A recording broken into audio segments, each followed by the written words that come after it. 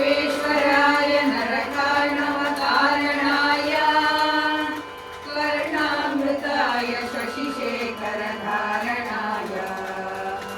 कर्पूरकान्तिधवलाय जटाधराय दारिद्र्यदुःखदहनाय नमः शिवाय गौरीप्रियाय रजनीशकलाधराय कालान्तकाय भुजगाधिपकङ्कणाय गङ्गाधराय गजराजविमर्दनाय दारिद्र्यदुःखदहनाय नमः शिवाय भक्तिप्रियाय भवरोगभयापहाय रुद्राय दुर्गभवसागरतारणाय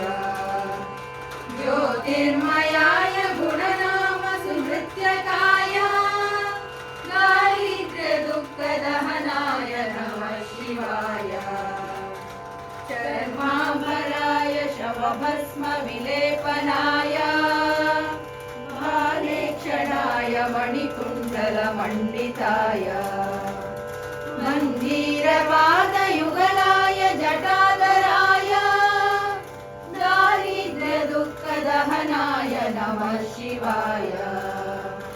पञ्चाननाय फणिराजविभूषणाय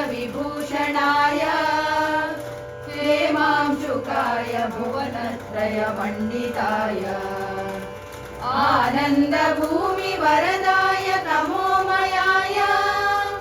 दारिद्र्यदुःखदहनाय नमः शिवाय भानुप्रियाय भवसागरतारणाय कालान्तकाय कमलासनपूजिताय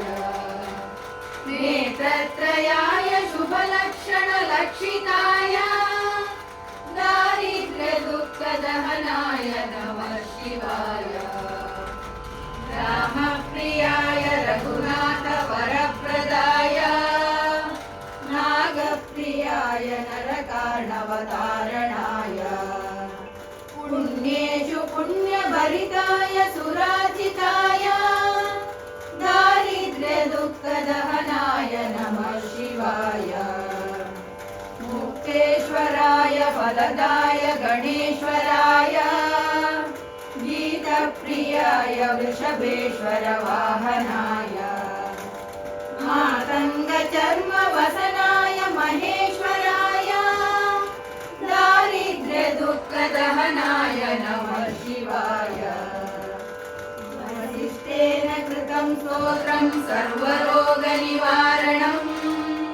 सर्वसम्पत्करं शीघ्रं पुत्रपौत्रादिवर्धनम्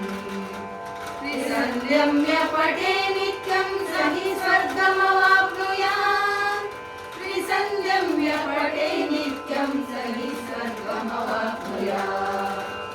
इति श्रीवसिष्ठविरचितं दारिद्र्यदहन शिवस्तोत्रम्